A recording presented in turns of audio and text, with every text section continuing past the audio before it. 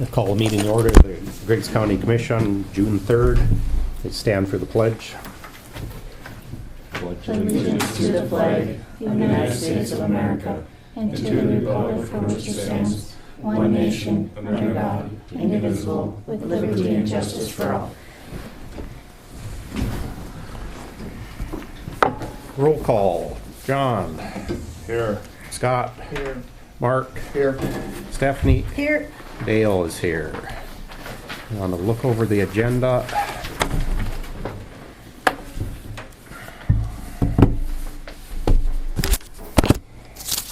Make a motion to approve the agenda.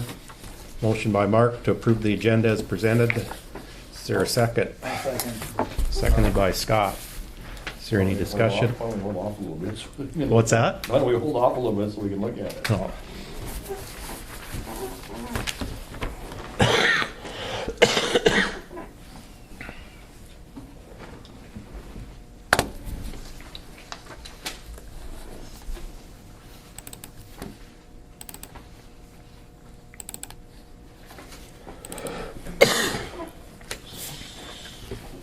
So I do have questions on the agenda. Is there supposed to be some documentary information for the increases in values for the equalization meeting? That's the only information I got from Connie.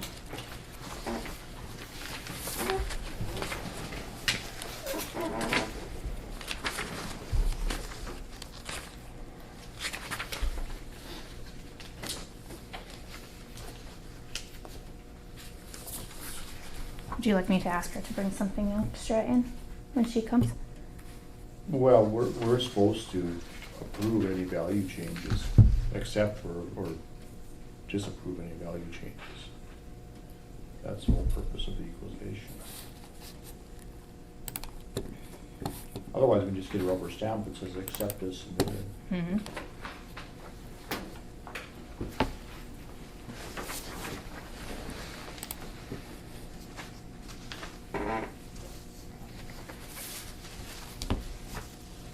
And I don't think we'll probably change anything, but that's according to Century Code, it has to be presented before us. Okay, I will ask Connie to bring in some more information. Oops.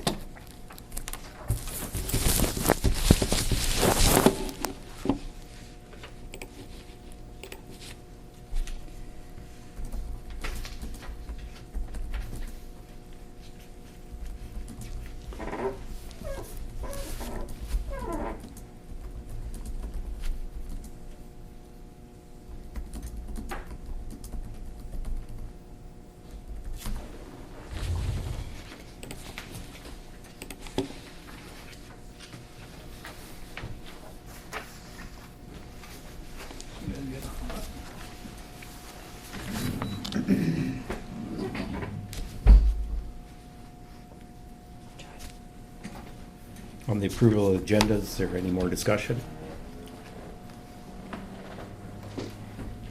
Any discussion? Any further discussion? Barring none, we'll proceed to vote. All in favor signify by saying aye. Aye. Opposed, same sign. Motion carries. Want to look over the May 20th meeting minutes?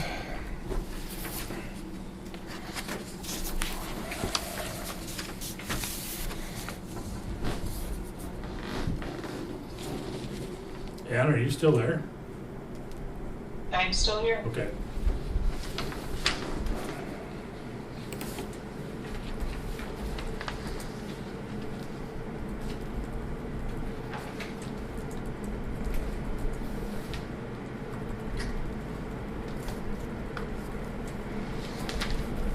I'll make a motion to approve the minutes.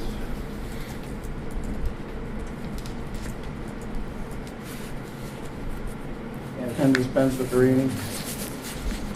Motion by Mark to approve the May 20th meeting minutes as presented and dispense with the reading. I'll second. Second by Stephanie.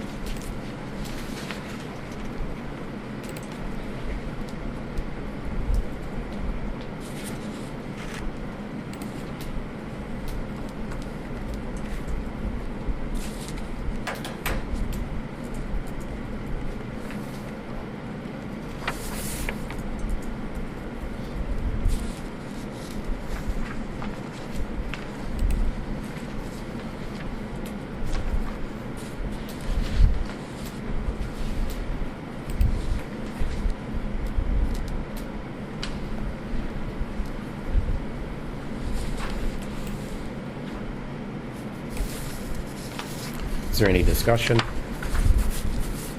Any discussion? Any further discussion? Barring none, we'll proceed to vote. All in favor signify by saying aye. Aye. Opposed, same sign. Motion carries.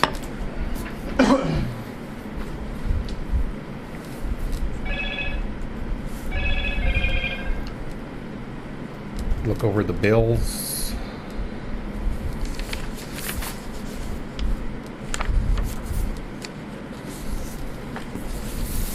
Dale, do you want to have Ann speak to this refunding so she can get off the phone? Sure.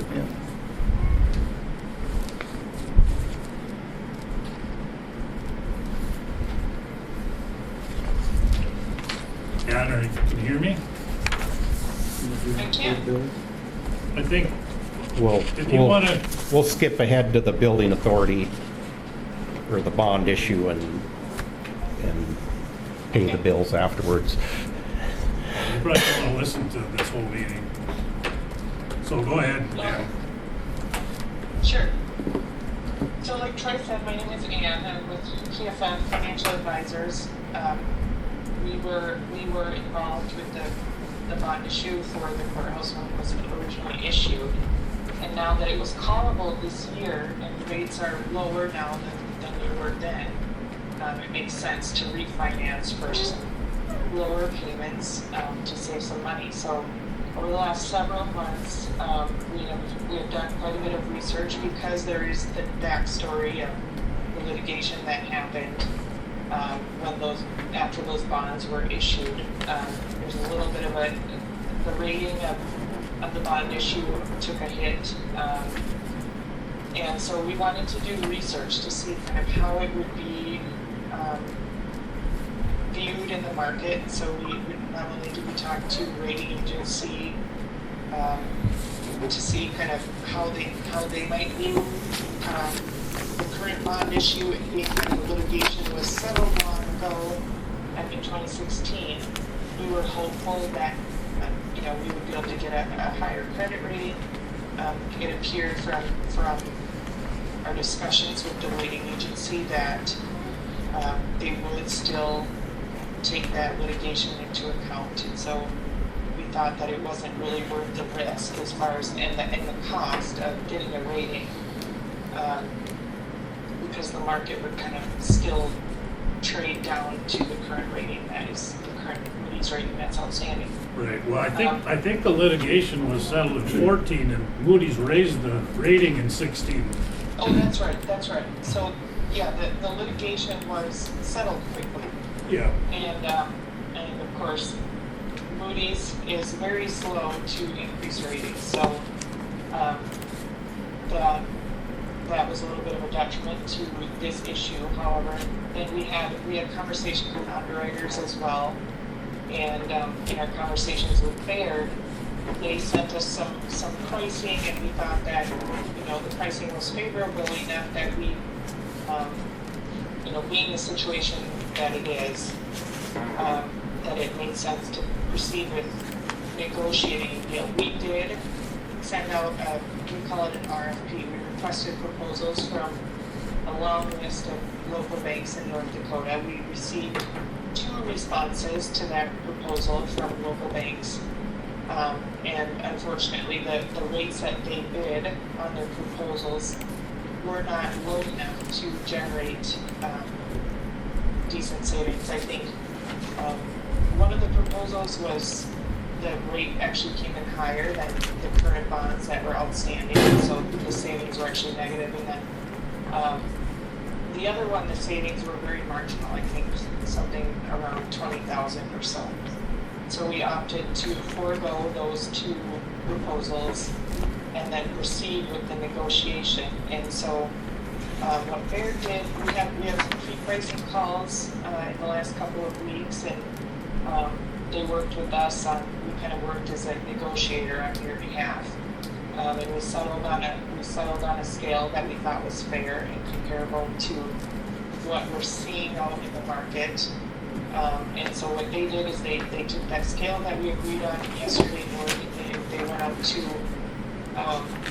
they posted that pricing out there, and they tried to solicit orders from other underwriters and bidders, basically people that order investments. So they did have some orders for the first few maturities. So I think it was 2022, 3, and 4. They did have some interest there. The later maturities, they I think eventually, when they raised the rate a little bit, they did have interest in maybe 2026 or 2027. So one of the maturities, but then the rest they did not get any interest, and it was basically a product of what the outstanding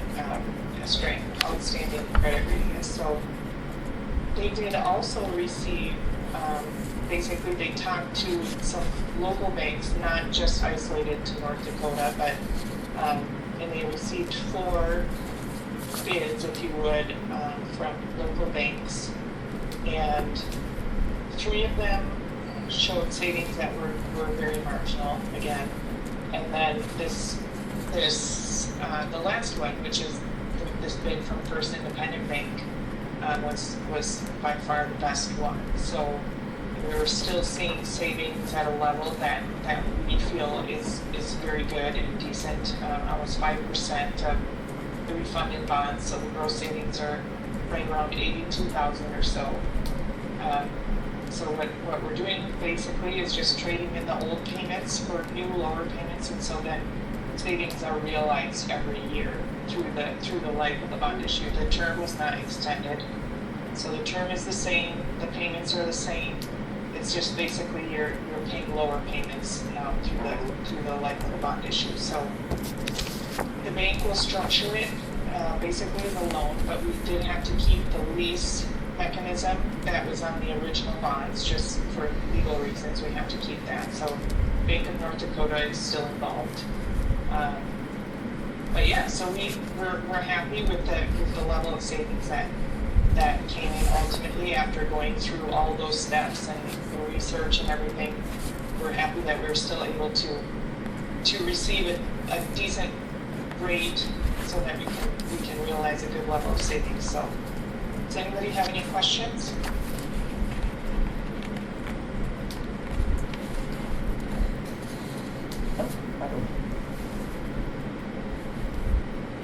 Because it doesn't look like it.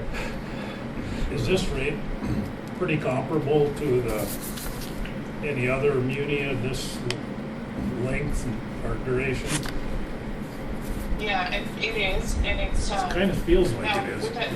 with the bank too, it's they a lot of times will with bond issues, a lot of times we'll see like an incremental yield, so it'll start lower and go higher as in later maturities. They just bid one straight across, which eventually you get to the same place. So there's probably a little bit of a premium on because of the outstanding rating by Moody's, but the helpful part is that these local banks, they don't pay as much attention to credit ratings, and so we feel like we got a fair rate. It kind of feels like we did. Yeah, we absolutely think so. Okay, anybody have any other questions for Ann? Okay, thanks a lot for your time, Ann. No And problem. thanks for getting us this thing wrapped up. Do we need to execute a new lease or not? Yeah, there are, Marcia and John should be sending you closing documents that need to be, I think they're just amending the lease. I don't think it's a brand new Oh, lease. sure. I think they're just amending the existing, but Okay. they, if they have not already, they will send you closing documents that will need to be executed by the closing date, and we are closing on June 16th. Okay, So- so we'll need another building authority meeting and the county commission will have to visit it one more time. Yeah, I don't know that you actually have to set up a meeting. I think you probably just have to get the documents signed. Okay. That's probably true. We're gonna approve it today, hopefully. Okay, sounds good, Ann. Thank you. All right, thank you. Have a good day. You too, bye. Bye.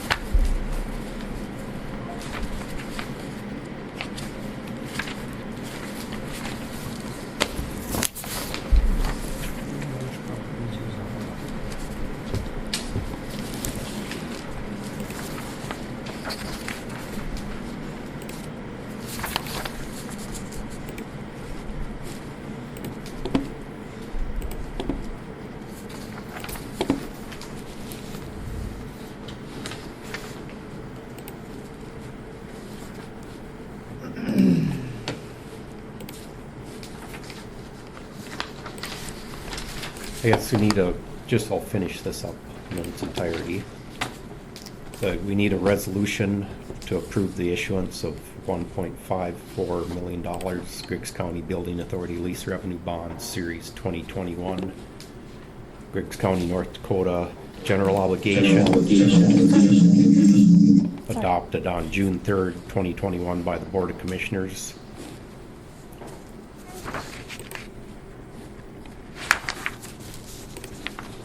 I'll make the motion. Motion by Scott to approve the resolution. Is there a second? Second. Seconded by Mark. Is there any discussion? Any discussion? Any further discussion?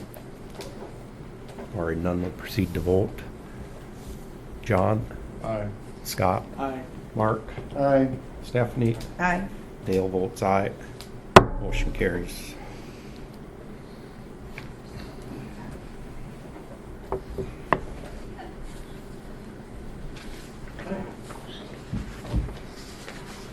I think those resolutions came from Marcia, right? John, Thanks. so would you scan in all the city documents and email them back to her, You got it. and then drop them in the mail? You got it. Okay, thank you. Troy, thank you for your time. You got it. Yeah, thanks, Thanks, Troy. Troy. See you, Troy. Get a pen that isn't a piece of shit. That one.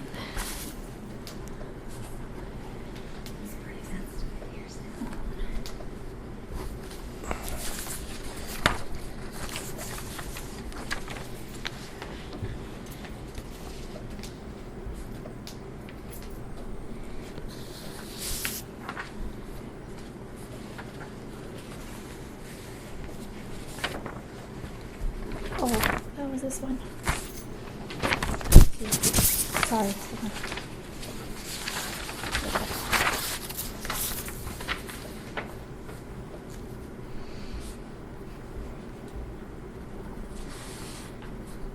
You don't have to sign that one. I got this one. Yep. You're good. There it is.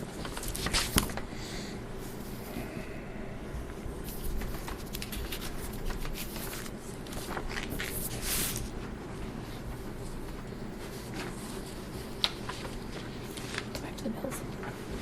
Anybody have any questions on the vouchers for?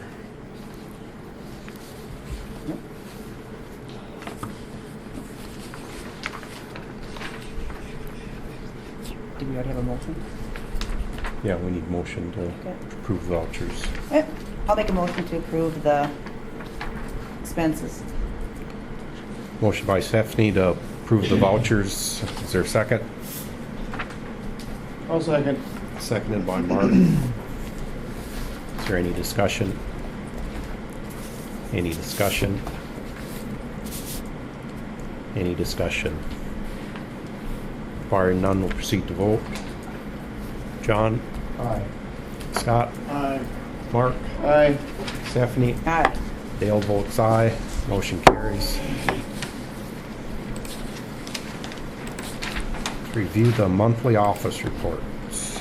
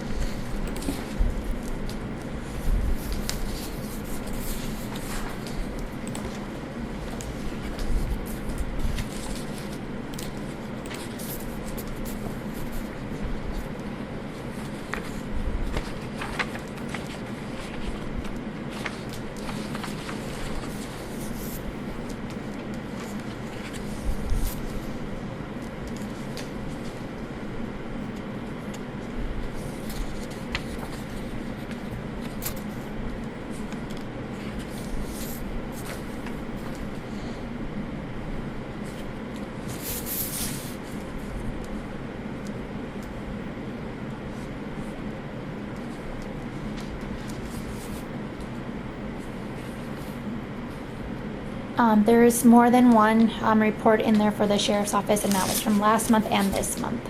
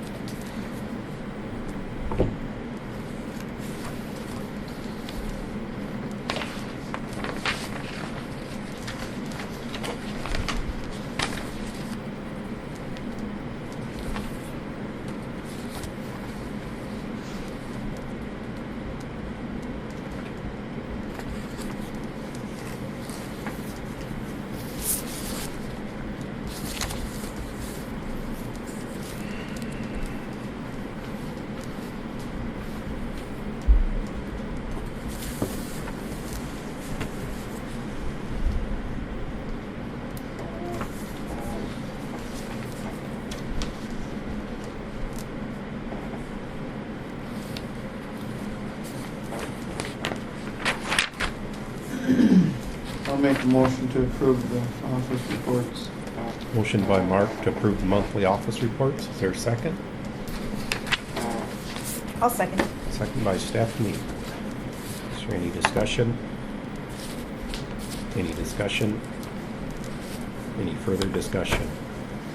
Barring none, we'll proceed to vote. All in favor signify by saying aye. Opposed, same sign. Motion carries.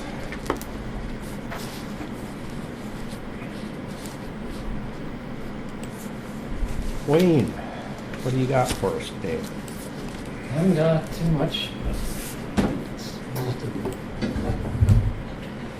I think at the last meeting, we discussed the rail crossing, DOT number 0931378, and they had decided not to put cross arms in, but after some further discussion, they did agree to put stop signs in on the crossbucks.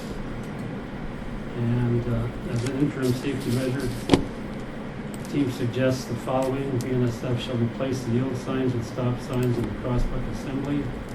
North Dakota DOT will update the crossing form in the National Inventory Database. And the county may establish stop ahead signs per criteria to the MUTCD section 2C.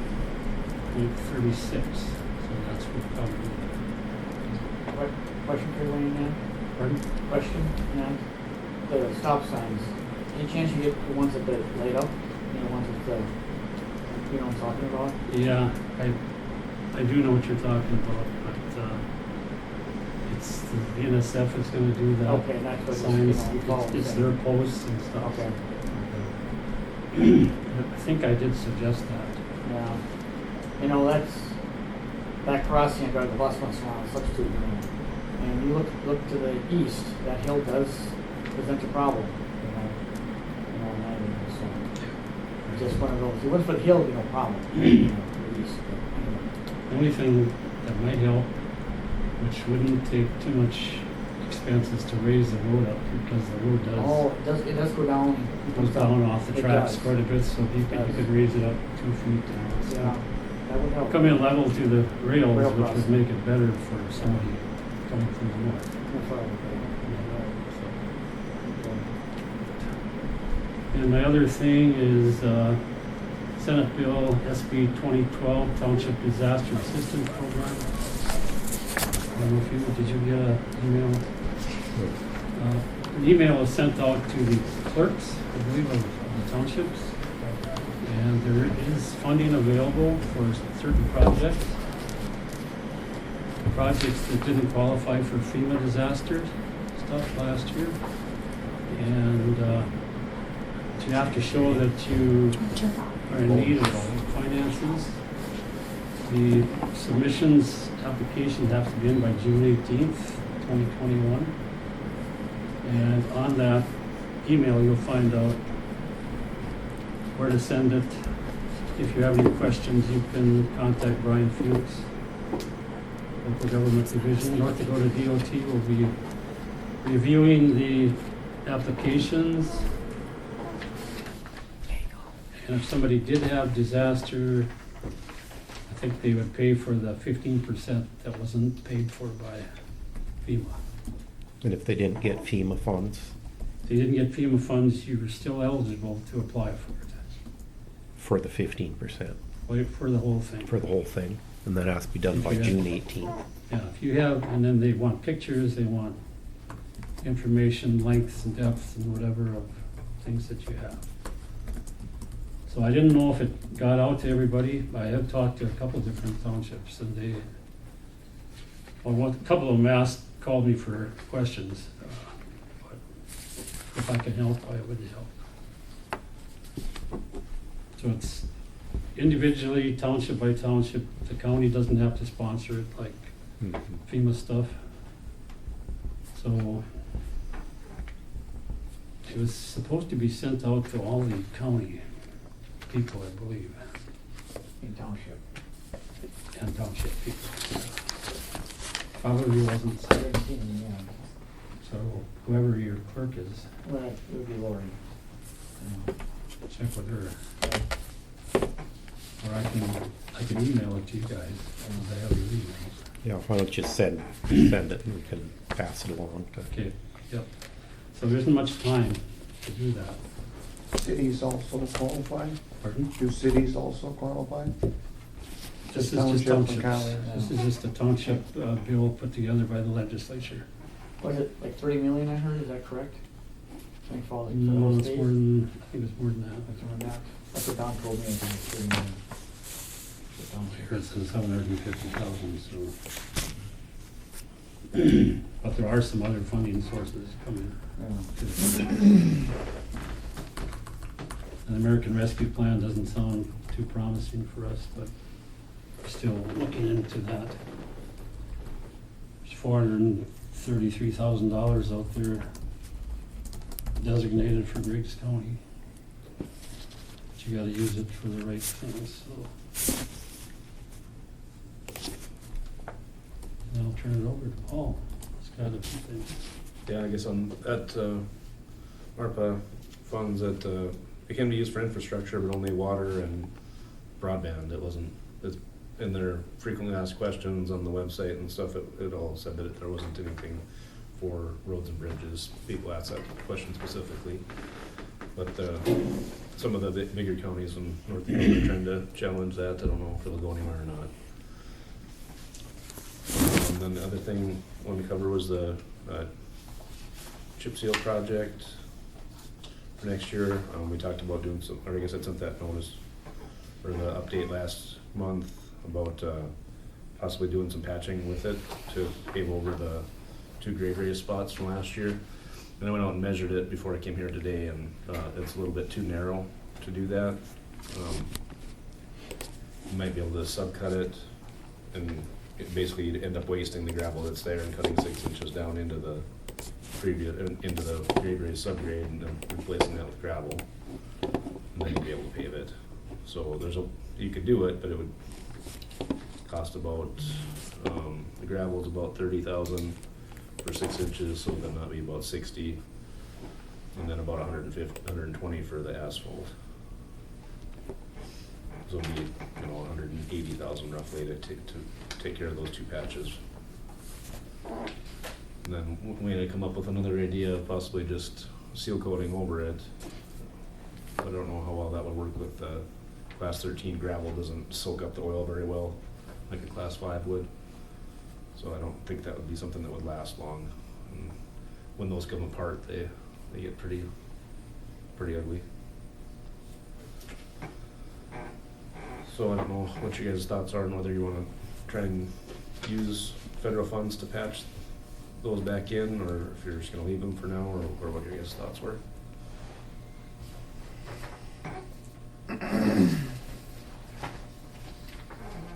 How long are those? The west one's about 1,000 feet and the east one's about 800. Or I measured them roughly on Google Earth, it came up with 1025 and 130, so it's about 1,900 feet total.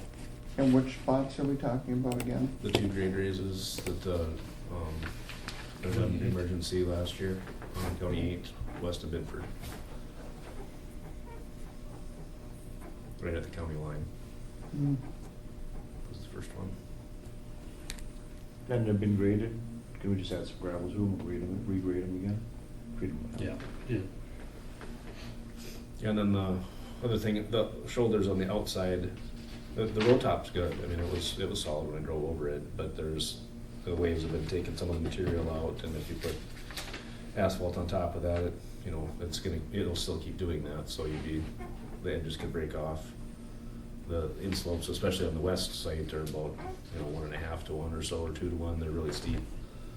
So I think that if the water comes back up, that would be a continuing concern for maintenance. Are we gonna gravel that again, Wayne? Yeah. That'll fill it, that'll get out to the edges. We're gonna do that again this summer. Yep. Oh yeah, we did gravel, 3.5 miles on 26. Yeah. We used up that pile.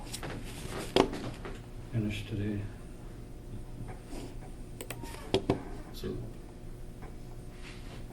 So then for the chip seal project, do you want us just to skip over the gravel parts? Is Yeah, that the thought? Yeah, I think so, that's, Okay. maintain it like we would on the gravel road.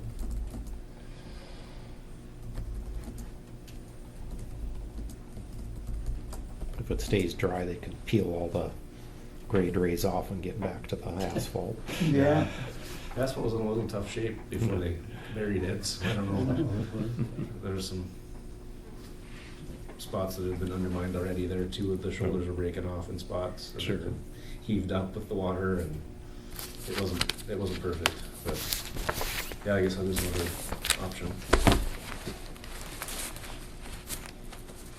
Okay, well then, I'll probably bring an agreement to the next meeting then, excluding the patching areas, to just do the chip seal designs, so those can get bid next year. Now, is And that we can right? put as much gravel on there as we want. So we could put a couple 4-inch lifts on there and one in pack. If it gets too high, then it gets narrow, Yeah. otherwise it'll just fall off. Yep. Yeah, I think there's material out farther than what we gravelled before, Yep, you know. that it is.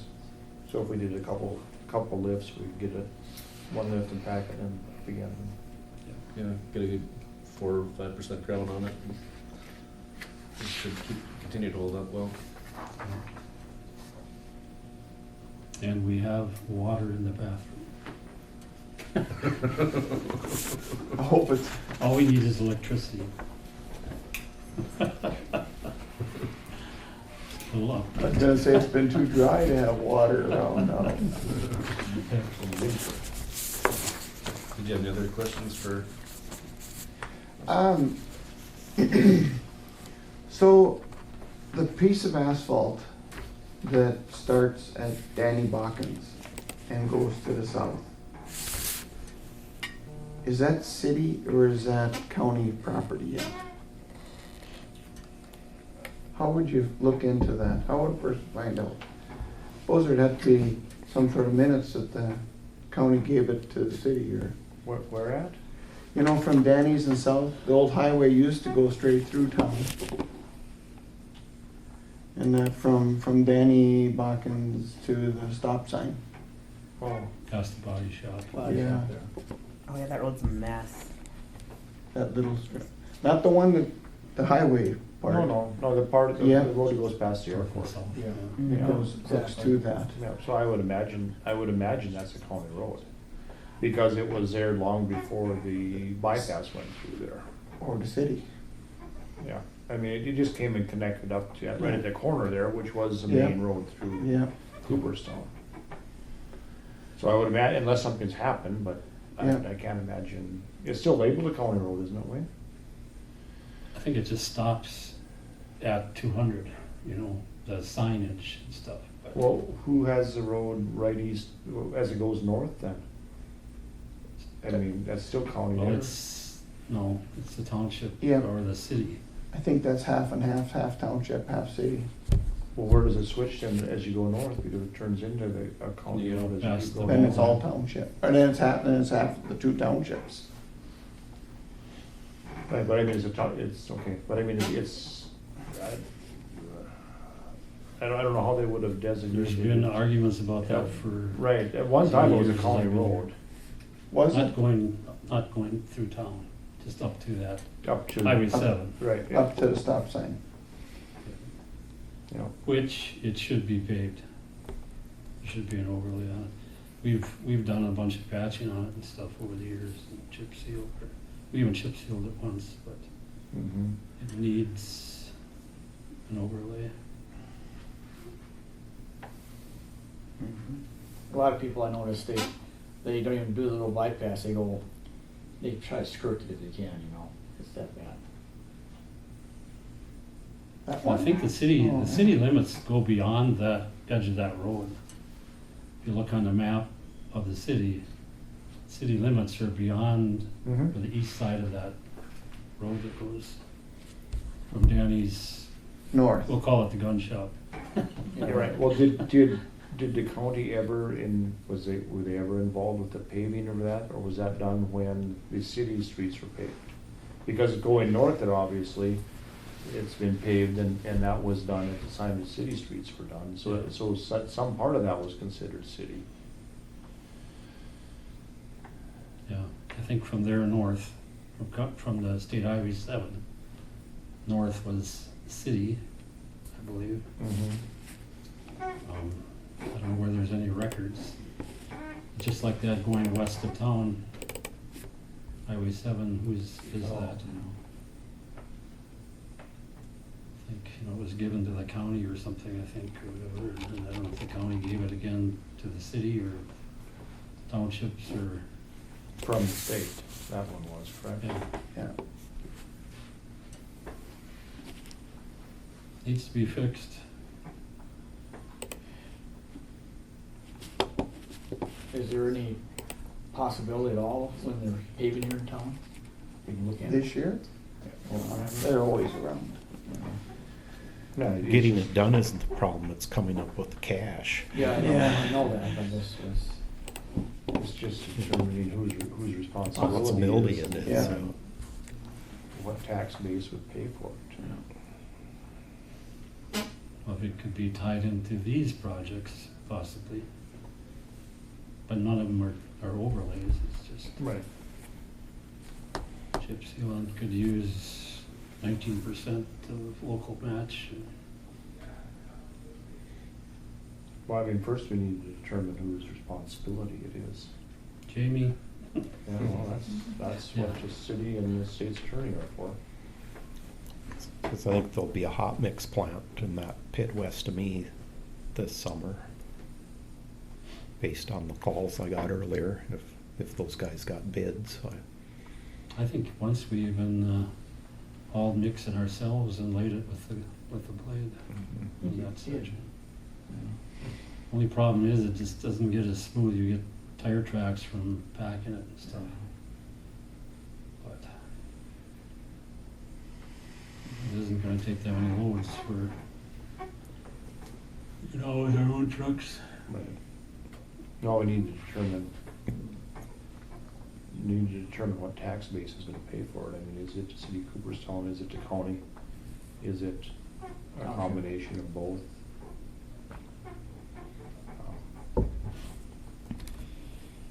Because obviously if we start paving roads, county paying for paving roads in Cooperstown, well then Hannaford and Binford will probably would wanna be on board with that also. Well, does the county road that goes west of Hannaford, where does that stop? Does that go right through? That's been an argument too. We've paved right through that too. And the one that goes west of Benford, I think We Yeah, paved through there. we've paved through there too.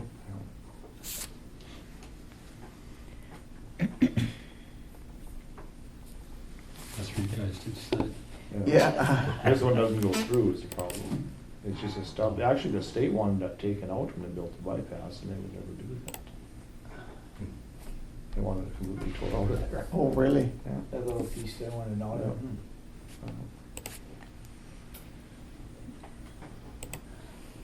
I mean, the whole reason the bypass was because of, it was dangerous, and so Yeah. then they built the bypass, but still left the road in there. Yeah. And then there was a couple fatalities there and a couple on the west side also. Yeah. Yeah. Well, I'll have Jamie Okay. look in. Sounds good. Somebody talked, you can talk to somebody in the city council, Mark? I can. I'll contact the mayor and see. Contact the mayor. Mark, we can also look at the plat for Cooperstown too. and Okay. see if- I don't know, Michelle, I know have we looked at that before? I've been asked that question Lots of multiple times. You know, Yeah. and Trying to determine, the city's asked, many people have asked. I know the road going north of Danny's, there was a big discussion over that. And I said, show me where you have ownership of any road in town. And they don't. They have an easement. They don't have a right of way.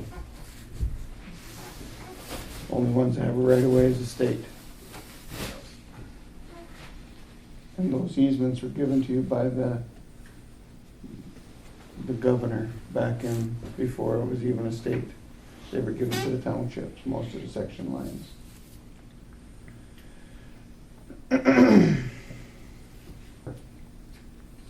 Okay. I was gonna say that road was good until some guy built that new big house there. Yeah, the traffic going by. Good thing John sold me lots. It's probably my fault somehow. Yeah. Almost always comes down to that. Yeah, big far enough. All right. Yeah, thanks, Wayne. Thanks, Paul. Thank you. Okay, pause for just a minute. I just have to get Zoom to open again. It's gonna be loud because the mute's gonna go off. So just bear with me, I'm so sorry. Who's on there with us? Jamie's gonna get on. Okay, you're good. Thank you. Sorry. We did a Memorial Day potluck. Oh, Yeah.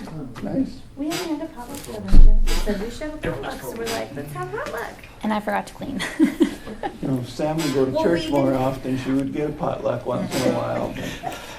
I'm sorry. I don't have time for Jesus. I attend by, You would like to use this? I attend virtually. All right. Courthouse summer hours. Somehow in the days of environment. Okay. Where's Jamie at? He said to let him know when we're ready for him. So that will be at the SAM renewal or the tax equalization, whichever one. We're on the courthouse hours. We are. A few of the counties surrounding us have adopted courthouse summer hours, where they shorten their lunch breaks, work a half hour either late or early, and then they get close down the doors at noon on Fridays. Courthouse employees, Griggs County courthouse employees would like to start work at 7:30, take a half hour lunch break on Monday through. So Monday would be 8 to 4:30 normal day, just the half an hour lunch. And then Tuesday, Wednesday, Thursday would be 7:30 to 4:30 with half an hour lunch, and then 8 till noon on Friday. So there's a lot of counties throughout the state that do this. Just some of this would follow the same as, this is how Steele County does theirs. Some counties will work till 5 and then, or work till 1 on Friday. But seems like most of them are open for a while, at least on Friday. So we were just looking at that, and we all discussed it, and we did mention it to social services, but she said they kind of have to follow their, they're a little bit different than us, so we just thought we would be nice. Like Steele County does it Memorial Day through Labor Day, just for those months, and then they just go back to the regular hours for the rest of the year. So I'll ask the obvious question. How does that benefit the citizens of Griggs County? Well, it is definitely a perk for the employees, but the other thing is Friday afternoons, Are it's slow. rare to have a Yeah, citizen. I can come see in. that. It's rare to get a phone call. It's nice that you guys are here at 7:30 in the morning because it gives the people the opportunity to come There's in quite a before they go to few work that- if they have to work at 8. There's quite a few Yeah. times when I come, somebody's sitting here waiting to get in. Right? That's nice. Um, Yeah. And we could do, you know, we could do lunch, 12 to 12:30, or be open till 12:30, and then close from 12:31, so it also gives them I that suppose opportunity to do, if you or could make- alternate. You can make yourself available on a Friday if somebody needs to call and come on a Friday? Yeah, absolutely. Yeah, absolutely.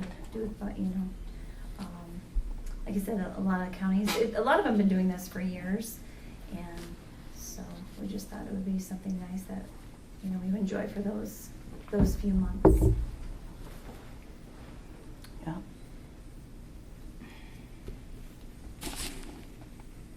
I'll make a motion to approve that summer schedule from today until Labor Day, is that what you said? And then you'll go back to regular schedule? Yeah, like, well, yeah, effective probably next Yeah. Friday if you put it in place, because obviously we wouldn't Right. have time to advertise that we would close at noon. Okay. But then, you know, if you approve this on a continuing basis, then we would ask Memorial Day through Labor Day. Okay. You want annually, Memorial Day through Labor Day.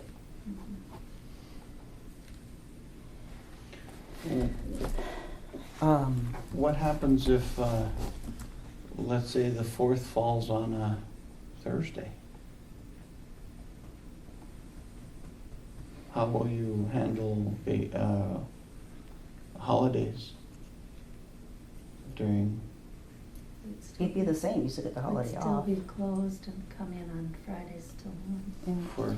till Yep, noon? because the employees get paid for that full Yep, holiday. yep. Yep, so if we worked a full Friday, then we would be some would be over. Well, some of us are elected, so it doesn't Mhm. matter, but Mhm. some of them would be over the hours that they wouldn't be able to. Like Are Christie you- would be- I don't know, had thoughts about giving this one summer a trial run and then approach it again next summer before making it like an annual thing, just to see how the summer Up goes? to you That's guys, a good yeah. idea.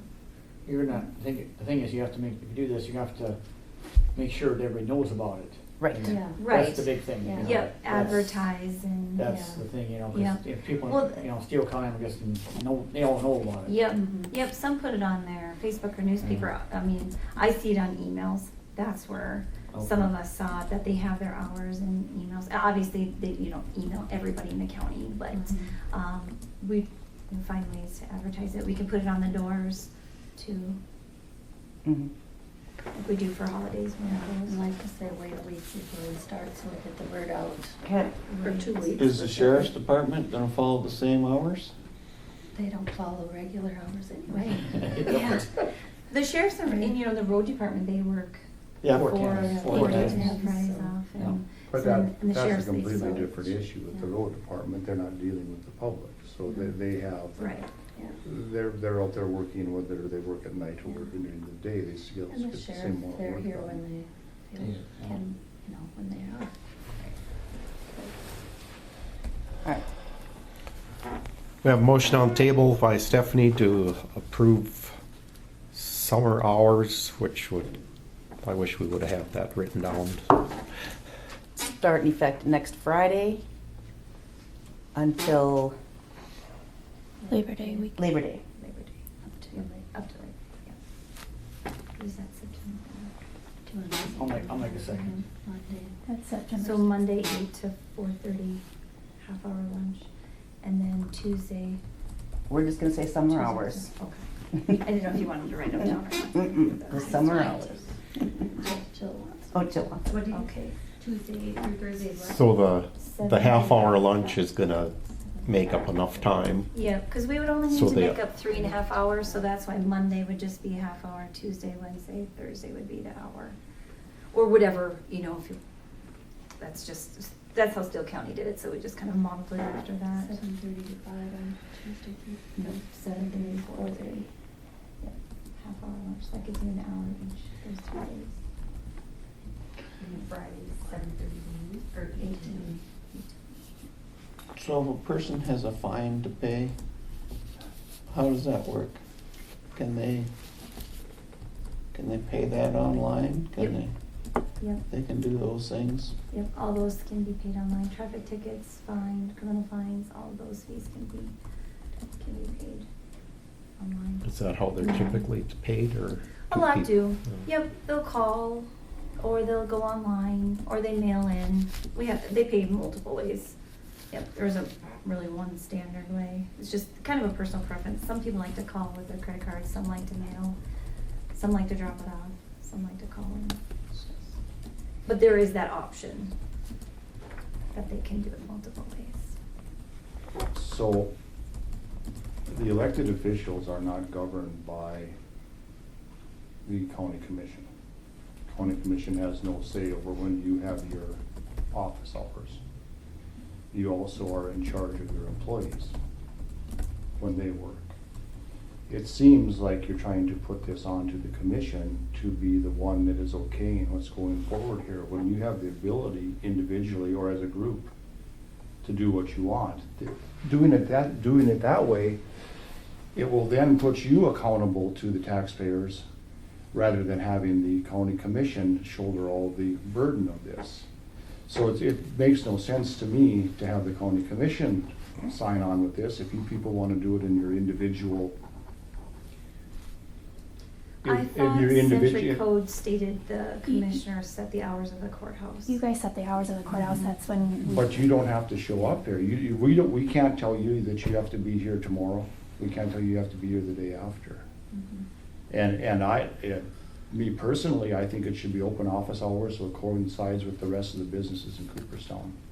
So I'm not gonna be in favor of this, but I can't tell the individual elected officials that you can't enact that yourself, but then you will answer to the taxpayers on why it isn't open and not us. Because it doesn't affect us.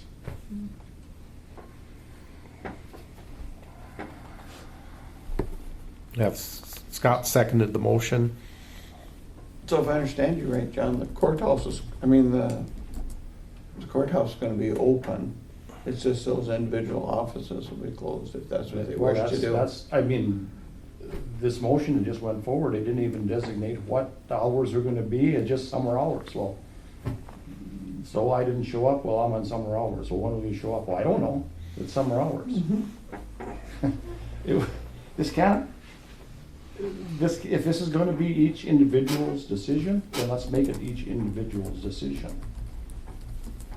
Don't hold the whole entity to a standard that we didn't even have any say in making. To start with. There's courthouse hours, they were put in place for a reason.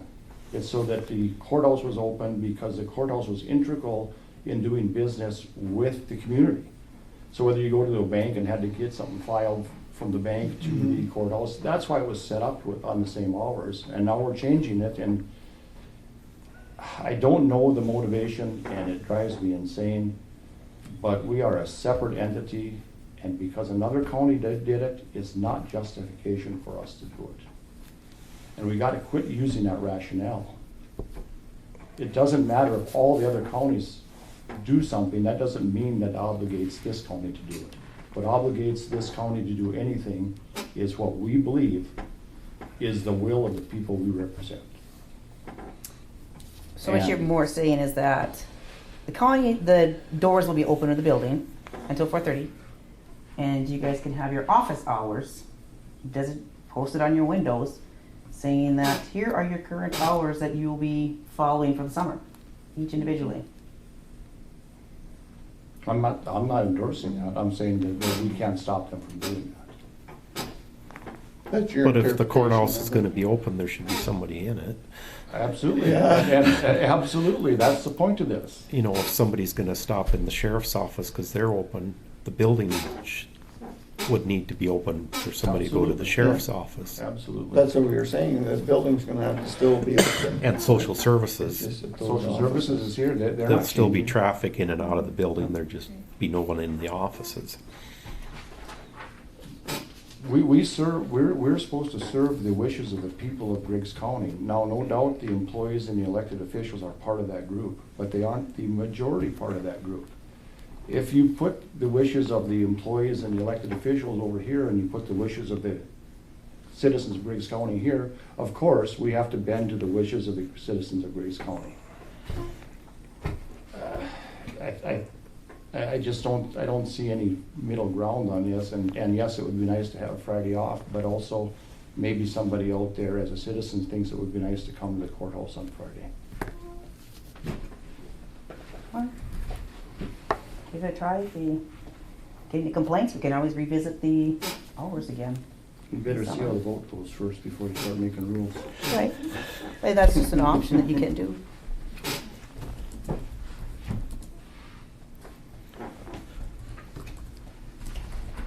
Any discussion? Any further discussion? Should we roll call this one? Yes. John, No. Scott, Aye. Mark, No, Stephanie, Aye. Dale votes no. Motion fails.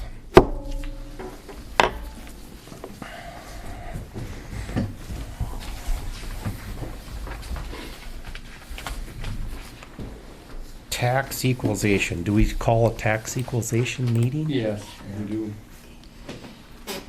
But we're supposed to have all the assessors here. oh, yeah, we did that, we went through that before. We went through this before, and we put a lot of burden on Connie here. And I apologize for that, Connie.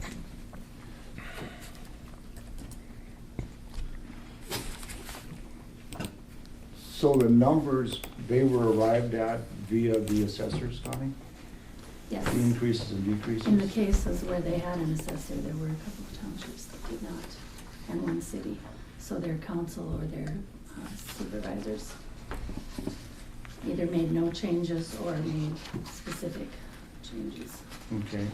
We're still in the commission meeting, correct? Yeah, yes, we have to go to the, Get a motion to recess the commission meeting. I'll make a motion, we say. Motion by Scott to recess commission meeting. Second. I'll second. Second by Mark. Is there any discussion? Any discussion? Any further discussion? Barring none, all in favor signify by saying aye. Aye. Opposed, same sign. Motion carries. Call the tax equalization meeting to order.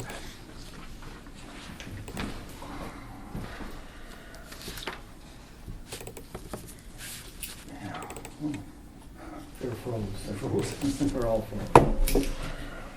It's a cold fridge. We've turned it down. I've turned it down too, and it still.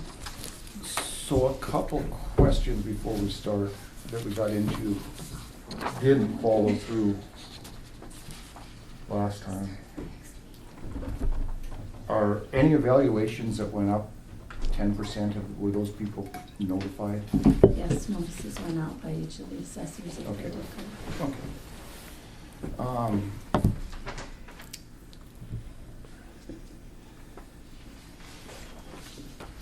And I think we're supposed to look at those, any of the increases that were 10%, the commission is supposed to look at individually, I believe. Okay. Yeah, I think things are hard.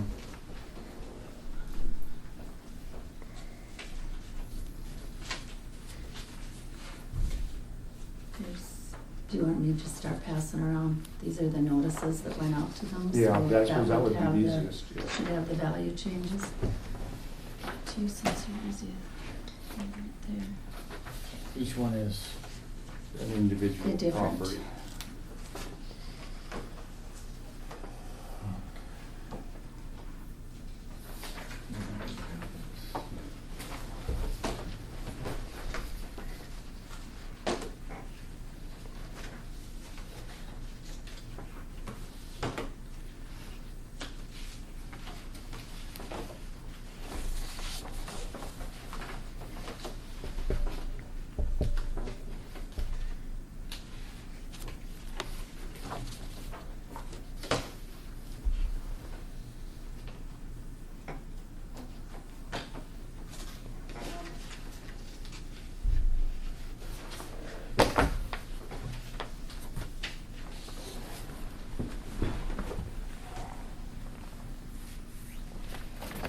So far, it's just the one in Broadview.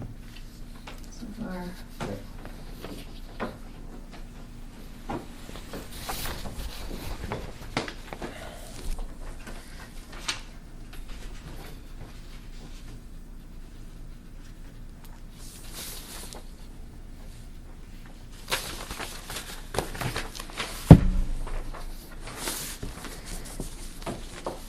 So when they equalize, Stephanie, and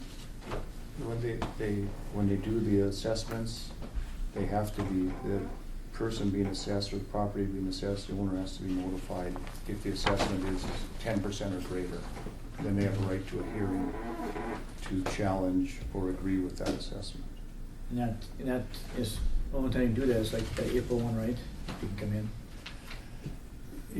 They'll give you a, if you looked on that, they have a hearing date there, right, Stephanie?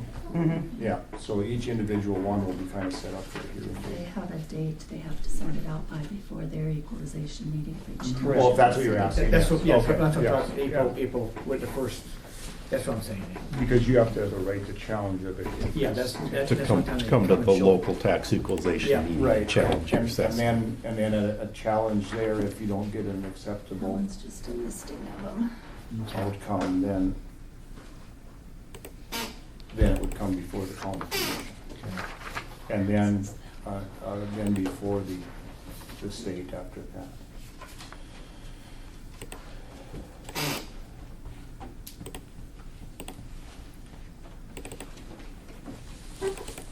So, Connie, on this sheet that you gave us here, we have decreases and increases. We don't have a net difference then, we'd have to subtract that to arrive at the net difference in valuation, correct? Oh, I don't even remember doing that. Okay, so like here, we have an increase and decrease in residential structures. Right, So you'd have to subtract that to get the Yeah. net increase. you'd add these This would two be- as increases and those two as decreases. And then subtract. Yeah, I had Melanie make And these. is there more zeros, or that is the true value, 924,000? that's the change. Right, but if Yeah, that is that's- 900,000, it's that is not, 900, yeah. it's not where they add two zeros to it. No, Got it? Okay, got it. thank you, Sam. Yes.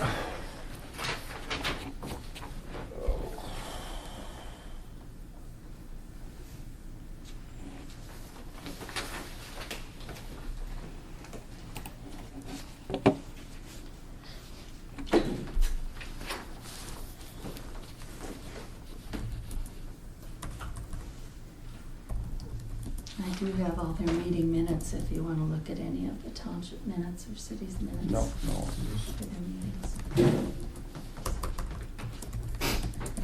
Okay. Do you want me to pass these on? Yeah, Yeah, those are the other notices that those were, are the notices. So we think we're covered on the notices in Connie. I think so.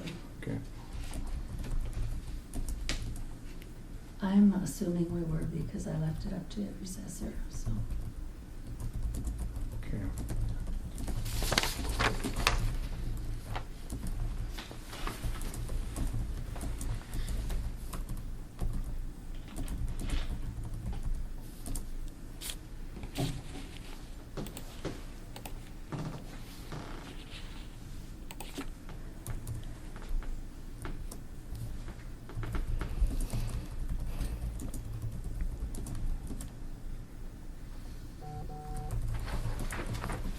So just a quick look at this supplement abstract assessments.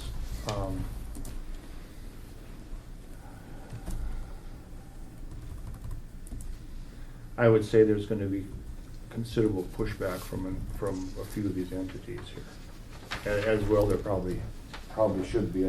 City of Hannaford had their residential structures increased by $244,000.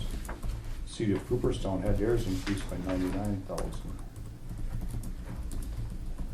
Helena Township had it increased by $190,000.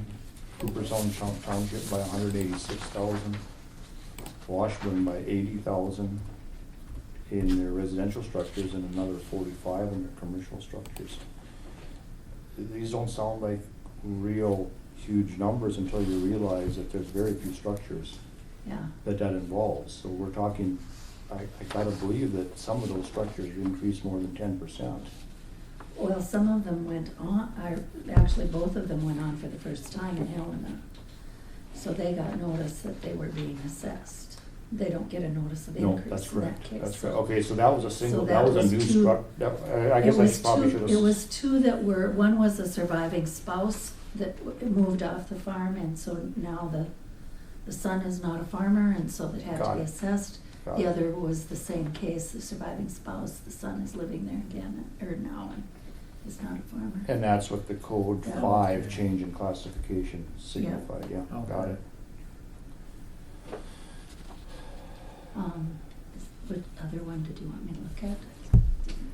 You Well, said any- Cooperstown Township, there was a, one looks like it's changing in classification, and the other one is, it's local state assessed.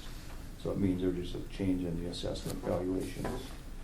Because Cooperstown Township was a little bit unique here. It had residential structures increased by 186,000, it had 0 decrease in residential structures valuations, which is kind of odd, considering the depreciation and.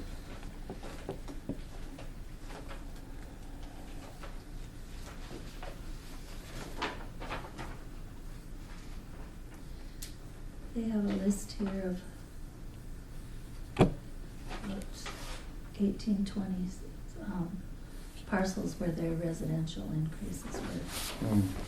Across the 18 board. parcel? Okay. No, it doesn't matter, that's fine.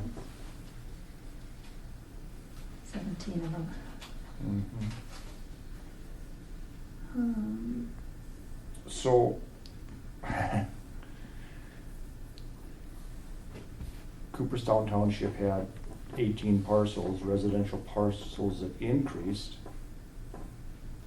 with Cooperstown, they made the motion to continue the 3rd-year increase on non-farm residences. So it must have been a percentage increase.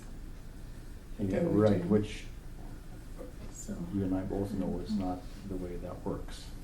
I don't know. You can't predestine the increase. But the odd thing to me, of course, then is if valuations are going up in one township, they should be going up in all townships. So let's look at Washburn. It appears like Washburn had a $80,000 increase in a couple structures, but it had a $115,000 decrease along with Speardrop with no increases and a $107,000 decrease. So we have we have 18 parcels going up in Cooperstown Township, raising in valuation, and then it appears like we have a whole bunch of parcels that are decreasing in Washburn and Speardrop Township, which are adjacent to Cooperstown. So by crossing the line, what increased the value of the properties and what decreased it? And if this is the equalization meeting, how do we justify that?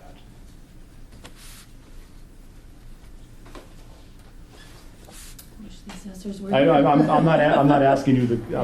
I'm asking the question of all of us here.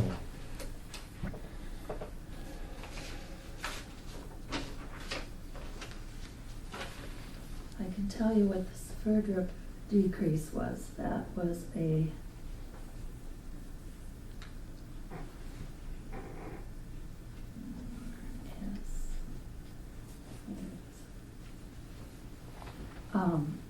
residents that became farm exempt. So, What was the Washburn decrease? Washburn, Probably the same. decrease or increase? Decrease.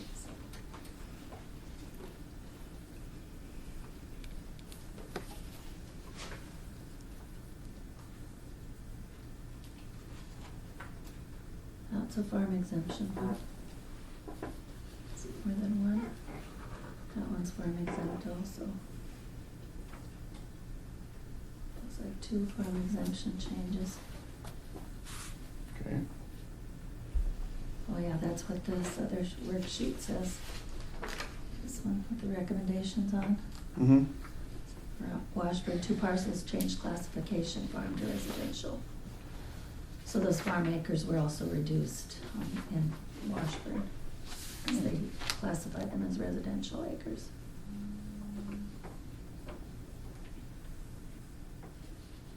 Sverdrup also had a change in their acreage because Garrison Diversion bought some acres and they became exempt. Right, for the floodplain, for the, Control Yeah. structure. yeah. So they're no longer farm acres. Mhm. So in the process of equalization here, then, that we hit the high points there. The only outlier here then is Cooperstown Township on the residential side. With across the road, across the board raise in residential property values based on a decision made 2 years ago, Mark, or 3? This is the 3rd year. Yeah. They're pulling the Band-Aid off slow then. Yeah. Which you can't decide now to raise taxes 3 years from now. That's not how the system is set up. The system is, that's why we have an equalization meeting every year. That's why we have to send to the state the valuations every year. We can't build in An an increase. increase because the But you shouldn't be increases. calling it a raise in taxes. They're only raising values. It's up to you guys to lower the taxes or raise them. That's set with the levies. Okay. well, Values are, now, we're I know. We're, Yeah. Just- Yeah. we're I'm just really, saying, we're really just getting, we're really, keep on with what you yes, were talking about. yes, from a We're splitting hairs. strictly technical Mhm. standpoint, that's correct, but that isn't correct in practice because a lot of entities, not this entity, but a lot of taxing entities in the county levy the full amount, the full number of mills available, and when you level the full number of mills available and you've raised the valuations, you automatically raise taxes. And some of them are by design. Garrison Diversion, for one, is 1 mill, and it gets 1 mill, and you raise the value, it gets more money. So, you're right, Connie, but in essence, that's not the case. Anytime we raise a valuation, you're going to increase some of the taxes.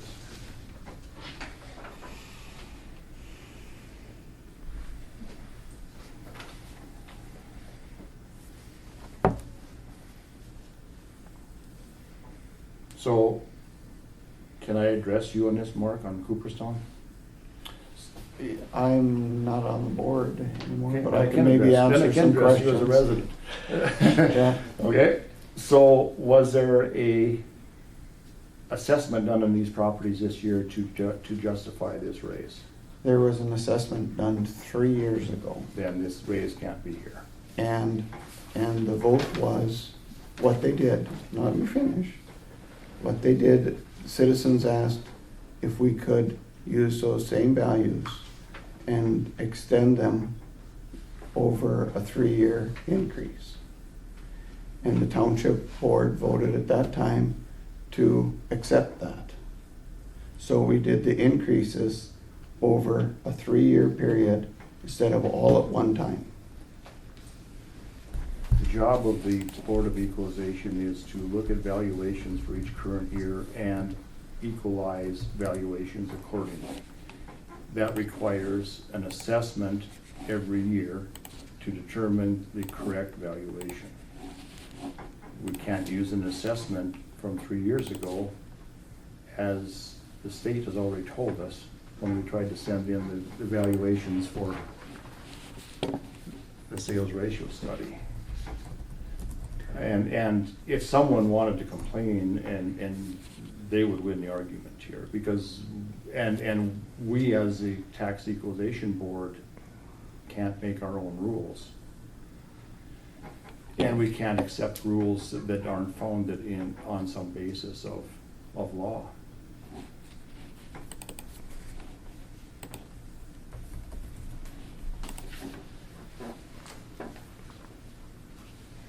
That's why the assessors are supposed to be here, so that we can question the assessor and say, now, what were your methods? how did you arrive at this valuation? Are these accurate and fair across the board? And I think that using the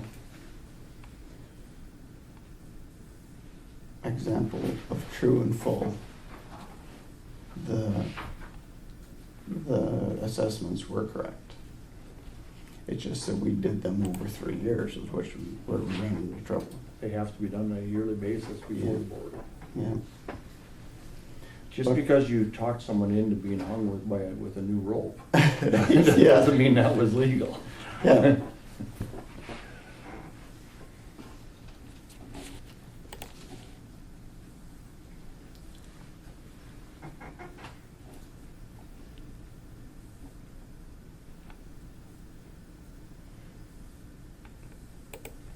But I believe there were notices sent out for the increases already in this year. Could have been. Yeah.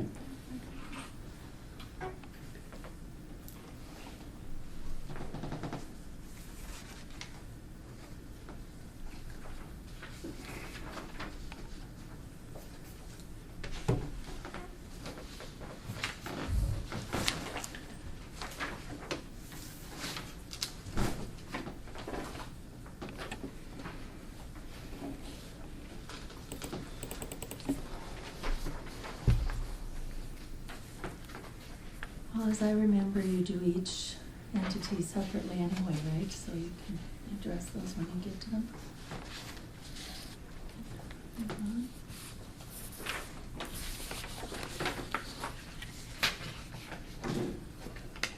So I'll make a motion to accept the City of Cooperstown's evaluation. Is that how you want it? And you have to individually each township or? Yeah, I don't know. Oh, here's my list. I think you can group some. I think Can we that's what we. group some of them so we don't, Okay?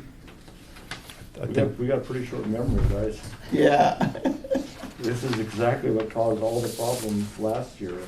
We didn't have the assessors on board, and we made a motion, we're not gonna go through this Yeah. until we had the assessors or a representative of the township present at the meeting. Well, you want, we just lay it till next meeting or not? You don't need them all here. I mean, that's Yeah. how it has to be done.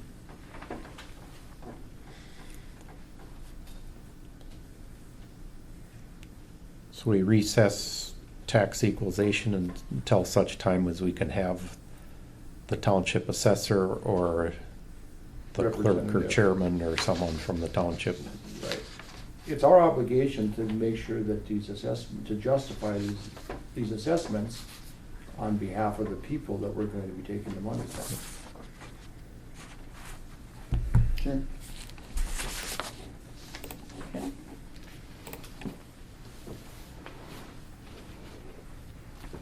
So do we adjourn this meeting then? We go into recess. Wasn't there a motion? Who made that motion to approve Cooperstown? Mark. Ed died for a lack of second. It's gasping anyway. Yeah.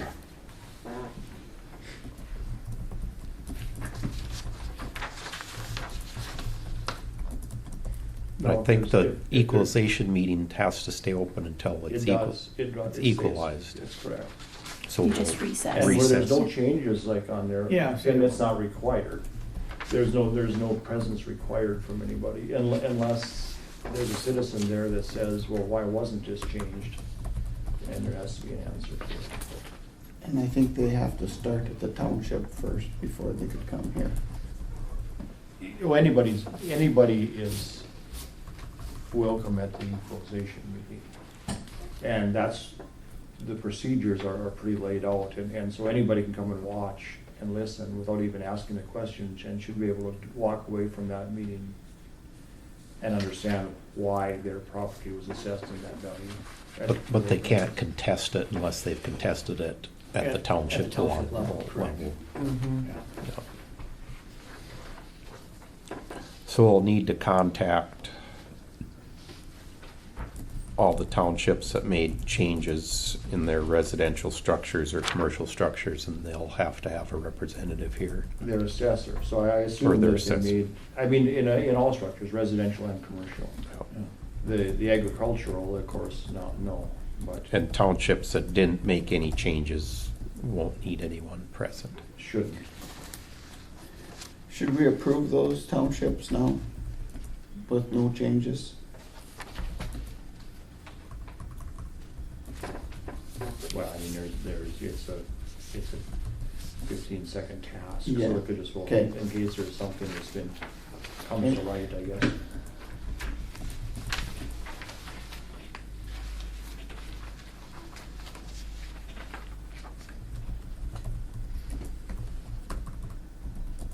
So June 17th. And I mean, we don't have the right of conscription, so you can't go grab them and bring them here. So we'll have to deal with it if, yeah.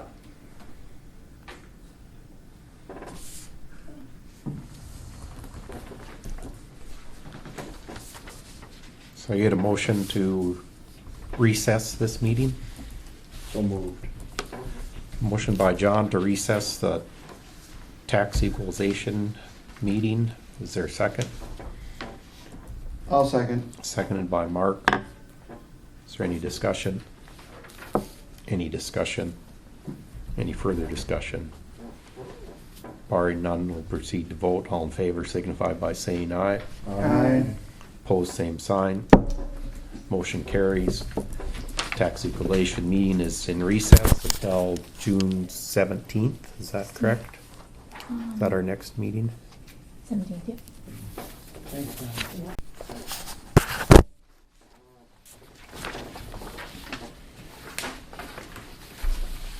Did you say that you reconvene the meeting? Yeah, could reconvene the Griggs County County Commission meeting.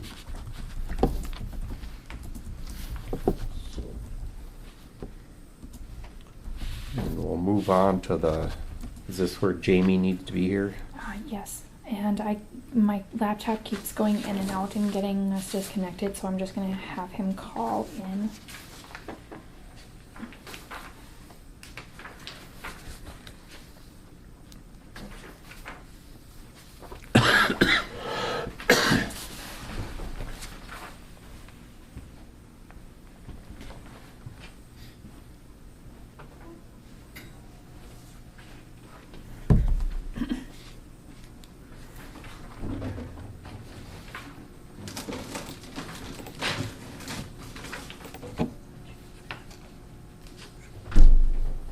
Good luck. Did you find one? Oh, I didn't. There's the boxes on the other side of the fridge are waters too. Oh. No, it's cool. Not as cold, no. But that's the way you like them. Maybe. It's a lot softer though. So we can do the tax director, I suppose.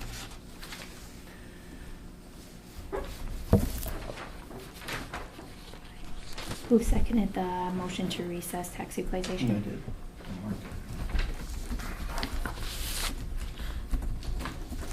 Should we move on or wait for Jamie? Let's move on. Let's move on to tax director. We got a letter from the state tax department. So Steph called out there and talked to them about the sales ratio study. And Steph actually came in on Friday last week and through the weekend and did the sales ratio study for us and sent it out. I sent it to go get converted to the format that they needed. We're missing a little bit of information, so the state tax department was going to help us a little bit to get that. I do have the file that will be uploaded if I get time today, otherwise right away tomorrow, and we should be good to go for the sales ratio study. Oh, great. So, Thank you, Steph, for doing that. Signature your bill. Believe you me, you might So know. didn't we miss a step, though? The county commission is supposed to approve the sales that are included in the sales ratio study. Because there's a list of 17 different ways that would disqualify it, a sale. And so we're supposed to go through and approve the properties, and then if we had a tax collector, then the tax collector would use those sales now to do the sales ratio study. Yep, you had to go through every one of them to say, there's a list of many ways to get them off, and And it's so arbitrary, so that's why the Century Code says all 5 of us have to do that and agree on it in order to Mhm. use those. Hold on 1 second, okay? most definitely print off that. So did you use all of them, or did you exclude some? You have to put all of them on the list, Yeah. and then you have to put the exclude code them. on the end, Yeah. whether if it was, transfer between families, or if it was a quitclaim deed, Yep. nonprofit sales. What was the other one that was kind of the main one that was on there? Well, below market value. There's a bunch of. There was a few, different areas that go on there. I mean, I had to make a couple phone calls. I was like, so. Ron and I did it a couple different times, and then if it was grade school, we got an F, because the state graded it, and what we threw out, they put back in. And vice versa. But anyway, at that time, then they told us that had to be a decision of the county commission, and I think they even stated that in their letter to us, if I was reading that correctly. The letter was kind of threatening. In visiting with Kim, she was very nice. I believe she probably was. And I mean, she was wonderful to work with, to be honest. However, she said, well, last year I talked to this very nice gentleman, and I was under the impression that this year you guys would have your tax director back in place and everything's going to be back to normal, and it's not. And if we wouldn't have done this, or even if I wouldn't have called her, she was going to, the next step was to mandate a countywide assessment. So I said, please don't do that. I'll do whatever it takes. So I came in Friday, I left work and came in here. Kelly and Connie were gracious enough to print forms and sent email stuff and filled out what I didn't know, what I didn't know about them. I made some phone calls to the people and did the best to my knowledge to fill that out. No, that's good. So that is done. And in the email that she sent back, she suggested, I informed her that we have applications out. We're advertising for the position. I think we need to change the position to say tax director and reinstate that position. And she also gave, in the email, she gave us different places that we can advertise. Different sites to advertise for more county employees, in case somebody from a different town would like the position, or that already is a certified director that might want to come here, or something. So I really think we should. We should do that. I think only that would place be in that our we're- best interest for the county. The only place that we're advertising right now is on the county website. Right. And I opened up the email. There were different areas that she had on here. Is it on the North Dakota Association of Counties website too? Mm-mm. No, the only place would be just the counties. So Century Code 570104 requires the county directors of tax equalization compile a record of sales of property made in the county. And here's the part where the county commission is included. And in conjunction with the Board of County Commissioners shall, and they underline it, analyze the sales for the purpose of advising the state supervisor of assessments as to the value of sales being used in this sales ratio study. The counties, even in the absence of a county tax director of equalization, are required to forward the information to the state supervisor of assessments. Would you like me to have Connie print off that list? Do you guys want to look at it now? Well, no, I mean, it's because, we can't really add that to the agenda now, but yeah.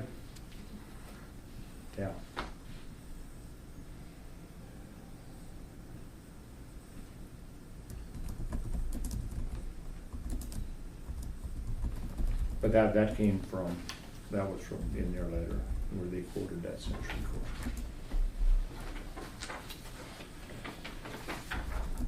Well, good thing you didn't transmit it yet. Yeah, well, I don't know.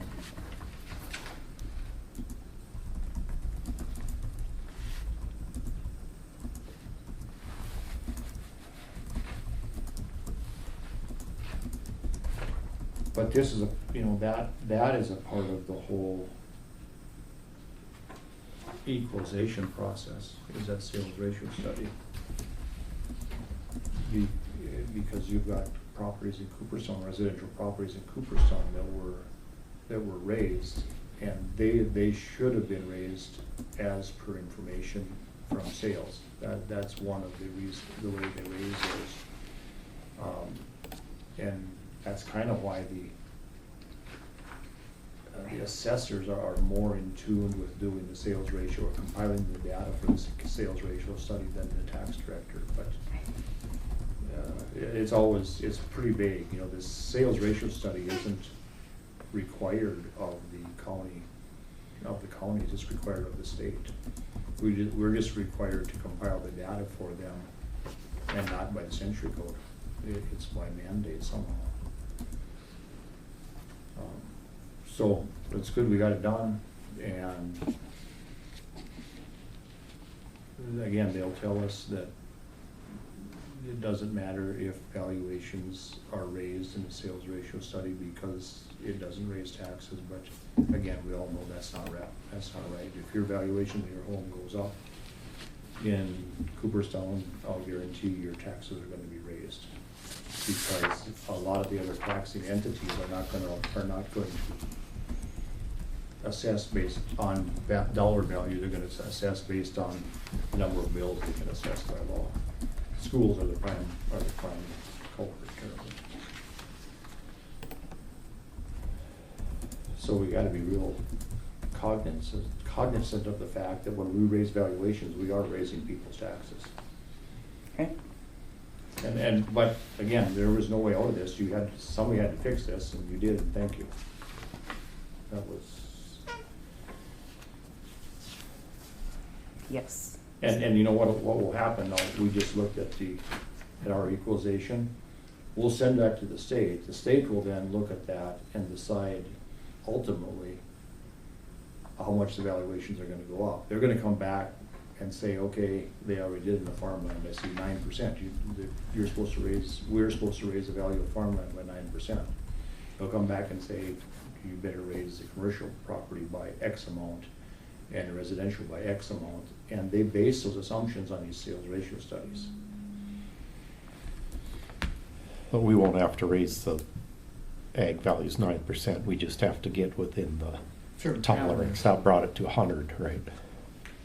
I didn't look at that. So they, as you know, they keep that kind of vague too. So that's a moving target. It's 93% now, I think of.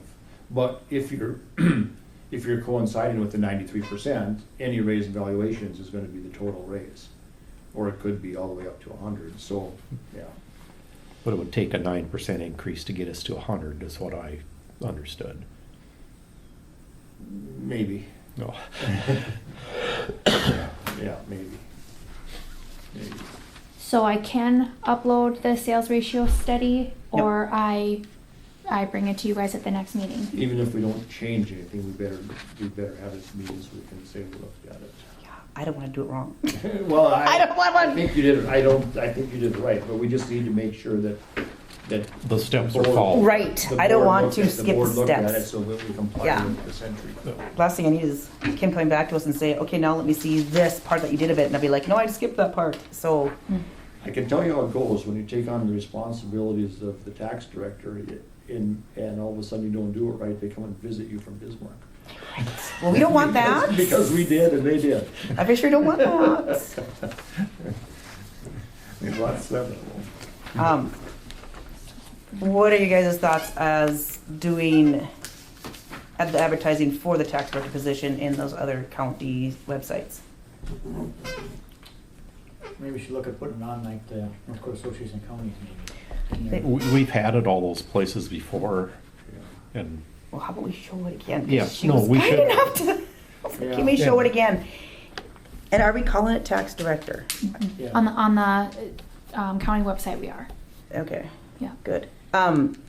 She gave us the North Dakota Association of Assessing Officers, South Dakota Association of Assessing Officers, and Minnesota Association of Assessing Officers. If we advertise everywhere, then we can't say we didn't try when you know, I wanted to be able to say we tried.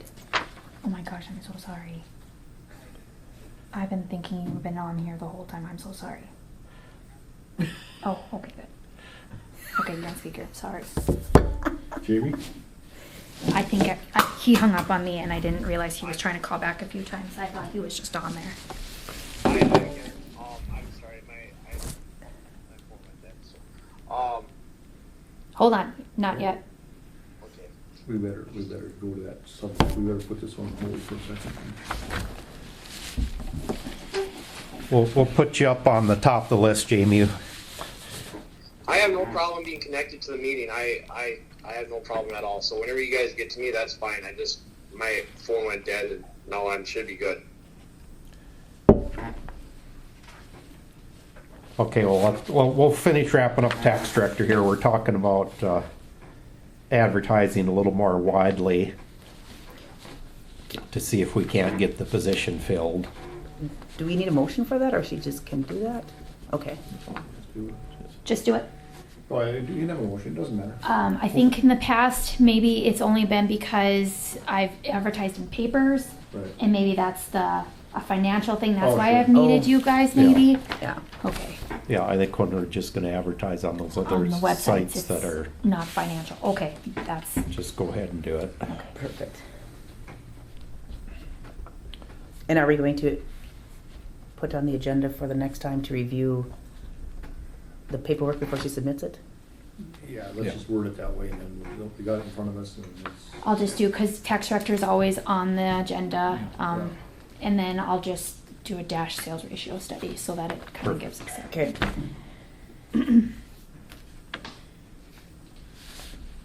Okay, Jamie, what do you got for us today? Just quickly on the emergency manager side, you got the information in your packet. Jennifer's been kind of taking care of this. She just wanted me to ask for the okay to spend $600 for her to get some assistance in the federal programs. It's specifically a grant writing or grant participation program and reporting program. It's not something that she is familiar with or used.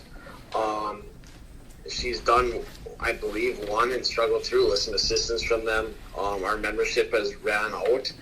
It's a $600 yearly membership for her to get assistance and for her to speed up the process of getting our reporting and the grant items submitted. So I was just asking if we could get that paid for another year. She did a lot of work last year to get it renewed because we couldn't figure out who had the account set up. It was set up in Griggs County. We didn't know who had the logins or anything, so Jennifer did a lot of work to try and figure all that out and get us reactivated so that we could get our CARE Act funds. And now we have to do it again, and she's been working very hard on it again, trying to do it without the assistance, but yeah, it's been a As it problem. turns out, it's the responsibility of the weed officer, right? No. Jennifer has no problem doing the work.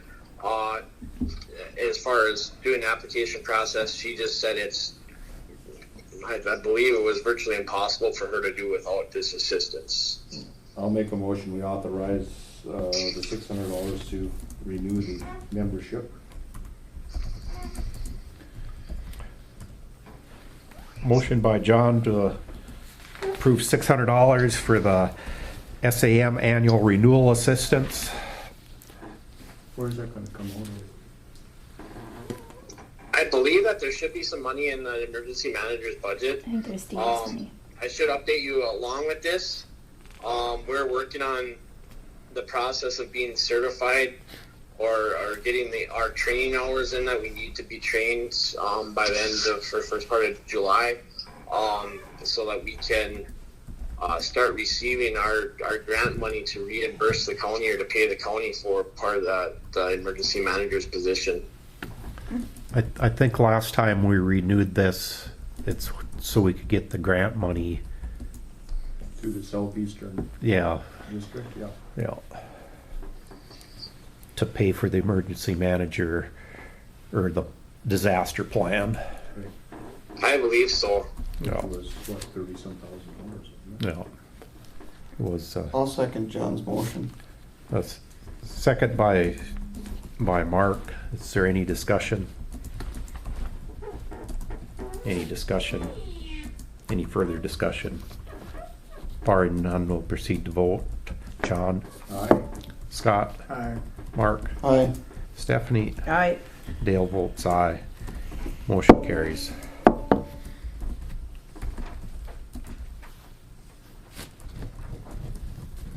I wonder if Hook probably has the logins.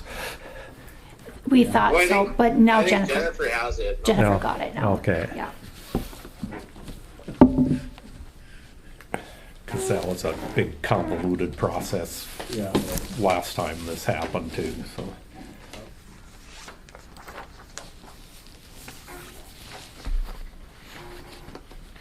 Old courthouse, new courthouse. You received some information from NDSU.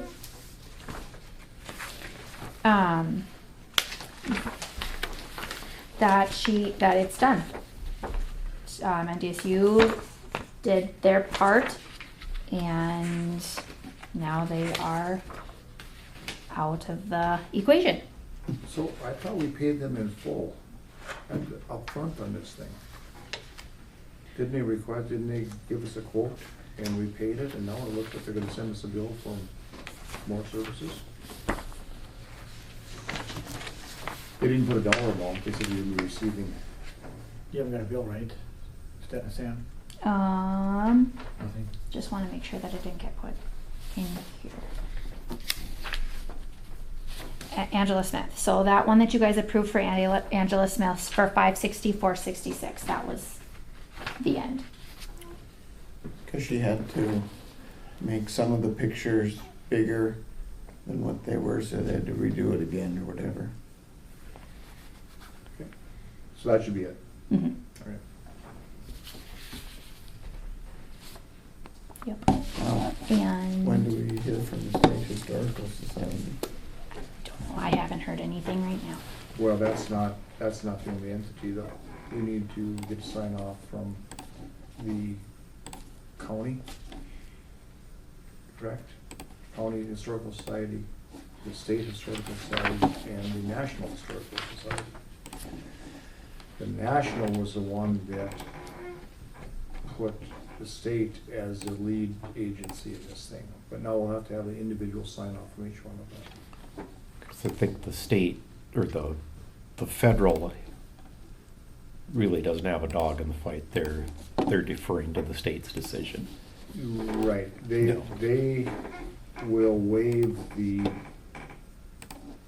payment of the grant funds if the state deems that the courthouse can be torn down.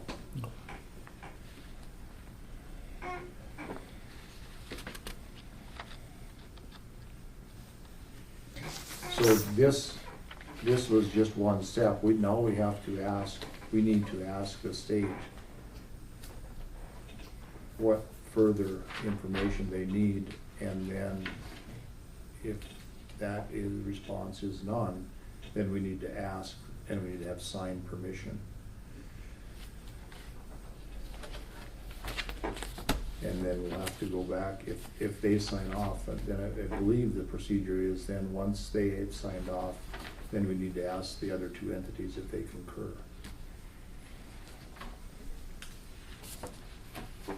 There's one other entity, the Bank of North Dakota also is a lien holder, an equity mortgage holder on the facility. So if the other two sign off, and we don't ask the Bank of North Dakota and just let them repossess the old one? Well, it's held as security. And I think at one time, if they would have been separated, old and new, we would let them repossess something. Yeah. They weren't separated. It's all one lien, so. So do we just follow up with SHPO? Yeah, state historical. Oh, okay. So we just follow up with them and say, hey, you guys make sure you guys received it. Have you looked at it? And what's your timeline? Yeah. Yep. Good. I don't have internet connection right now, but I'm having Maddie run a report of how much we paid NDSU for this project. Well, we have a contract someplace they sent us. I believe it was $6,000, but I'm not sure. I think they upped it because of the mold or whatever for like Okay. protection equipment and stuff like that, but I think it was around that. But I can't remember if we paid that up front or If it was the cost for the grad student plus expenses or something. Right. I don't Yeah. recall the details. Right, so Stephanie, somewhere there's a letter that we sent to the state requesting what needed to be done in order to tear this down. I think we should refresh our memory with that letter, and then look at all the correspondence that's sent us since then, and say it, and tell them we've complied with their wishes, and we would like to move forward and see what happens. And hopefully, they're good with that. It'll be something else. They will. We'll see. so I'll find that letter and then I think Jamie wrote that. Yeah, I think Jamie has a file with all the correspondence. Jamie, do you have that? What was that? Do you have that letter that you sent the State Historical Society and the response back of the steps that we have to take? I believe I can find it, yeah. Okay. I can forward it to you guys. Perfect. We tried to narrow the scope of everything, but that didn't work.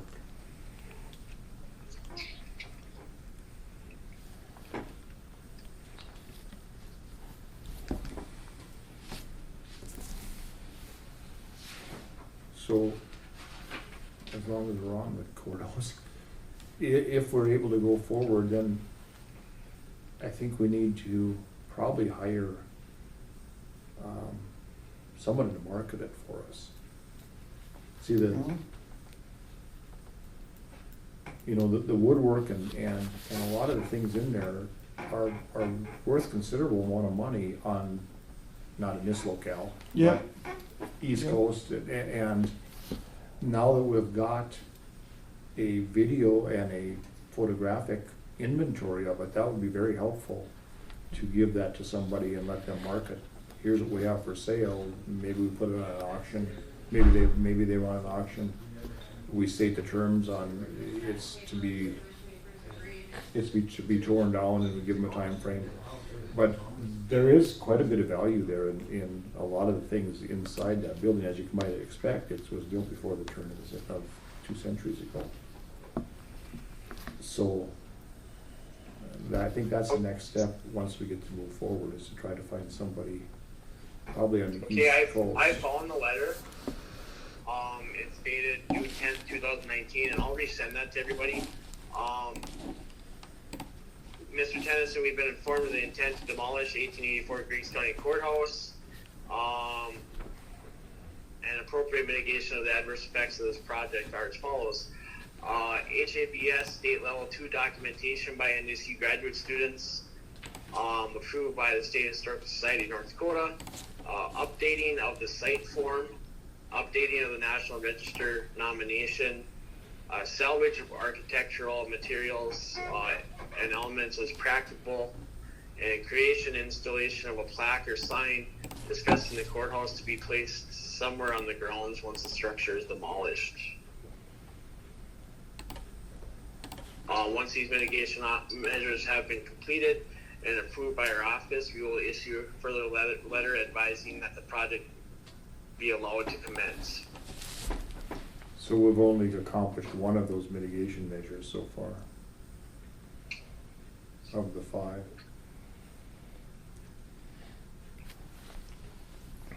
They maybe want us to like make up a plaque and have it designed, and this is what we're gonna put there, and this is what it's gonna say. Yeah. But I'm not gonna hit buy now yet. I'll just leave it in the cart and let it sit for a while. You know, it's just okay.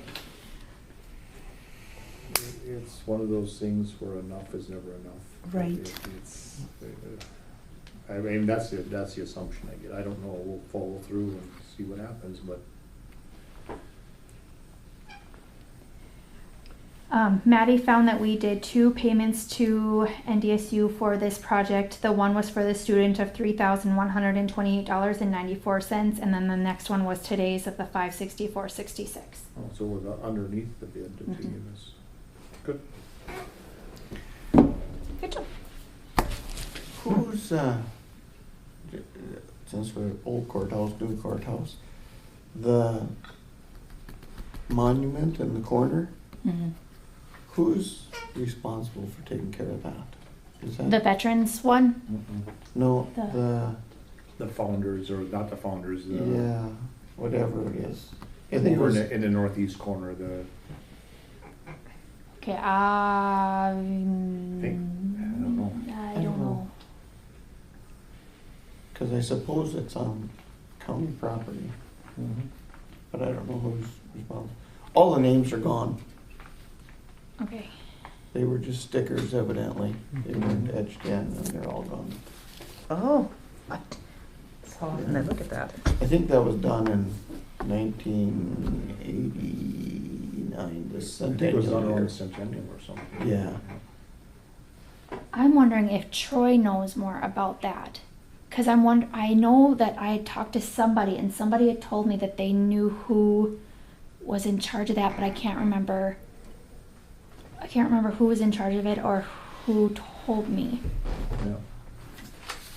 We'll check into a little bit at the museum too and see if we can find somebody. Well, we'll just have stickers made up and put our own names on there. There we go.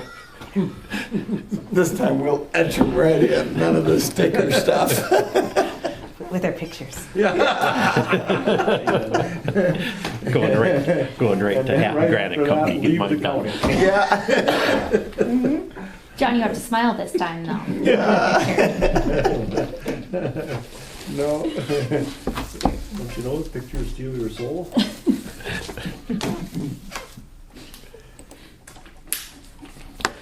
Future business.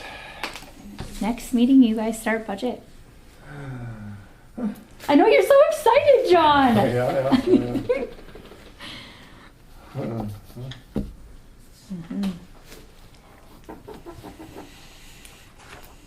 Oh, future business. I do. Dale brought up that there's probably some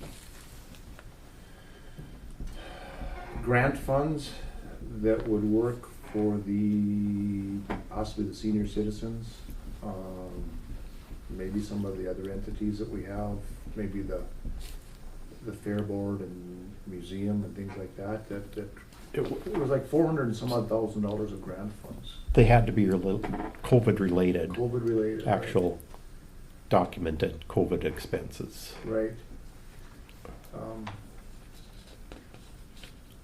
It's kind of a broad. You can really get a long ways down the road. If this wouldn't happen, we wouldn't have had this, and now we need this, you know. Stephanie's probably got lots of help with that, in that part of it. Especially in the healthcare and as it would relate to senior citizens for certain. Mm-hmm. But like they need another van because they have capacity limits, they need more space, I mean, they need a bunch of different things, probably the same things you deal with in the nursing home. Oh yes. So We all those purchased a new things justifying COVID would probably transfer to the senior citizens. Social distancing, getting rid of material, go with the material, fabric, going to vinyl. Upgrade of the facilities, the heating, the cooling, the lighting, all of it, yeah. I mean, it's, But I couldn't find that grant, what that was under. Yeah, it was, I can try search through my emails. I don't think I would have deleted it. I'm not very good at Well, filing. maybe we should have a next meeting and see if we can. Just COVID grant funds? Yeah, COVID grant funds available. It was probably from the Association of Counties that sent it out. I would. It was. I'm wondering if that's maybe the funds that require somebody to actually give their personal social security number, personal like I saw that. information, Yeah. and Yeah, I saw then that, you know. you're able to. Is that the same thing, Jamie, that we were talking about? I think so. I do believe that the Association of Counties is trying to work on some way to administer that money or try to figure out something with that, because it seems like it's an awful difficult thing to do.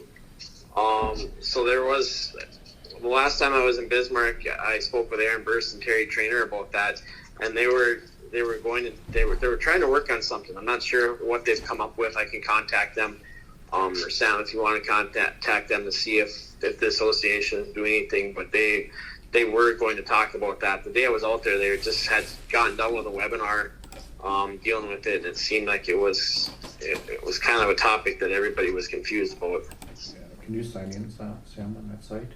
Check it out. On this. Yeah, the one where it needs the password and set. Can you set up? You want me to set it up you? with my personal information? Can you? Will you? Would you? Let me look at what it all entails. Let me think of another way to ask it. Please. Let me look at it and let you know. I know there was a auditor email chain going around Yep. that a lot of auditors were very uncomfortable putting their own personal information in it. But I'll contact Association of Counties, see what they've got going, and see if, what it all entails. And I mean, I'm not scared of you guys stealing my identity because. Well, maybe we should steal someone else's. Maybe we should have a fake person for this kind of thing. Yeah. Work on that, Sam.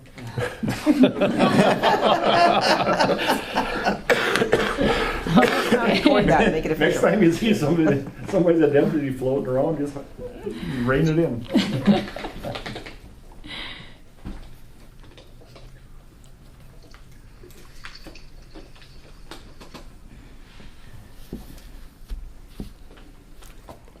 But yeah, I saw that, it was kind of strange, you had to use a personal, for a government entity, and you had to use your personal Yeah.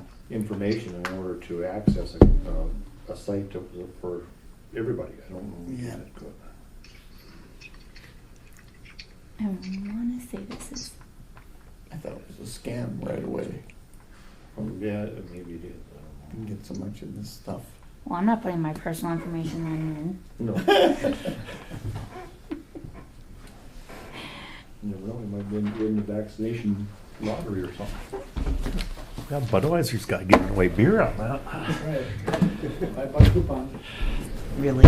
Yeah, really. $5 coupon, yeah, I heard Yeah, that on the good radio. coupon. Boy, I'm gonna go out and get a shot for $5.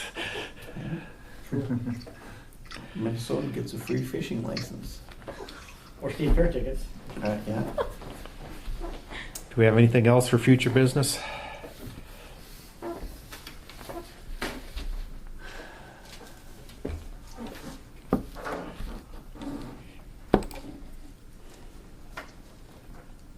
make a motion to adjourn.